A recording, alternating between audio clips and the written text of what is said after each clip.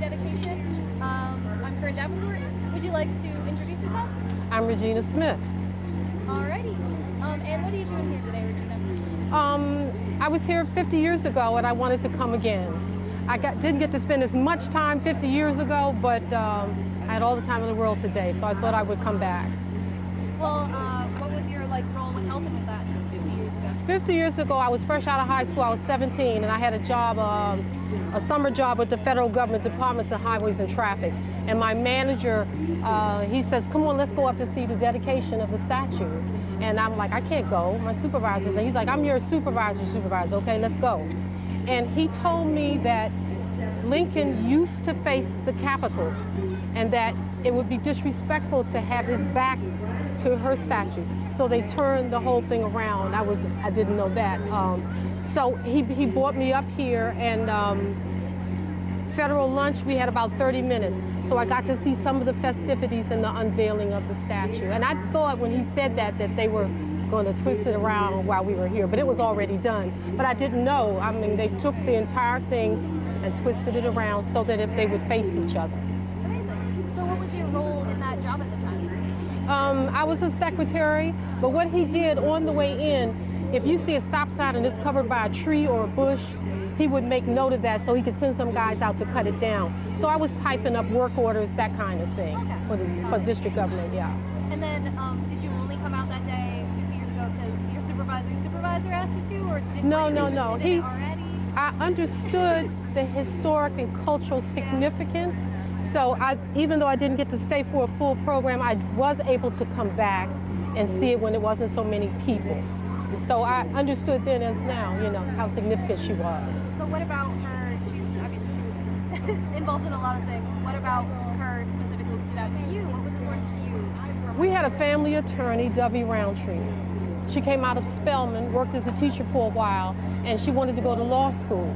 And Dr. Bethune had been mentoring her, advised her to go to Spelman.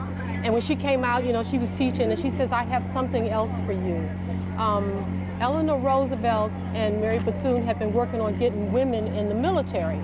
And the president, the cabinet was like, no, we don't want any women. And then they bombed Pearl Harbor. But Eleanor and Mary Bethune had already worked out the details of women in the military. So when that bombing happened, Debbie was African American, and she was like, be ready, this is what I have for you instead. And she's like, what? And she trained as an officer. And that original group of women who were trained, they weren't called WACs, it's WAAC. Women's Army. Exactly, So again, I understood, I don't know if a lot of people know that, but two of the more brilliant women of their time, I don't know the time even now, to sit down and think about something that didn't even exist, women in the military, and work out the details. And it says something about being ready, whether it's approved or not. They were ready. And when Pearl Harbor hit, they said, here are the women. They needed women working at home so the men could go overseas. So something about women being prepared, even, what does they say? When the opportunity presents itself, you just need to be prepared. So. Why did you want to come out again today? I know you said you had a lot of time. What was important about the 50th? We're in troubling times, and you can see things going backwards in terms of rights for people, specifically people of color. And you read their words, and it's like they're timeless. Dr. Bethune, they like this. Everything they said today about her back then is relevant today. We're still under attack, and it's a constant visual. Constant battle. You have to be prepared. So with her and that preparation in mind, what do you want to kind of do with her in your mind, in your thoughts moving forward? What do you think is worth addressing? How? That kind of thing. Always be registered to vote. I was eligible to vote in 1974 when I came out of high school. I have voted in every national, local, every election you can think of. Whether I'm enthusiastic about the candidates or not, voting is crucial.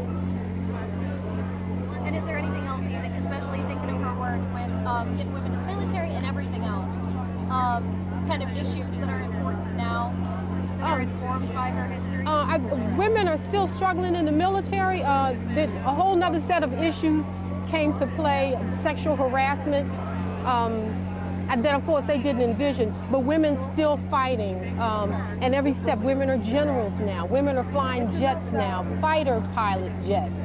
So again, them starting that path, it's a continuous flow. So this is a continuation. It would be nice to see them do it every 50 years. I doubt if I'll be here in 50 years. I'm 67, but that's okay. Is there anything else you want to talk about in your life, relationship to the statue, anything like that? Education. I graduated from high school and I went right to work.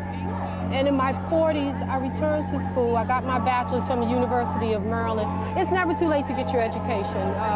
The idea that she started with something like 7 little girls, and now there's a university, you know. So thinking of her and education, it's never too late to get your education. It's never too late to contribute. And what did you end up going to school for? Psychology. Amazing. Yeah, psychology. I wish I'd started early. I mean, it's never too late. I was in my 40s, and I started in graduate school, and I was 58, and I decided it was a comprehensive exam, and I had to remember a lot of different theories, and I said, okay, I don't think you can do that. But I was like, okay, you did that at 58.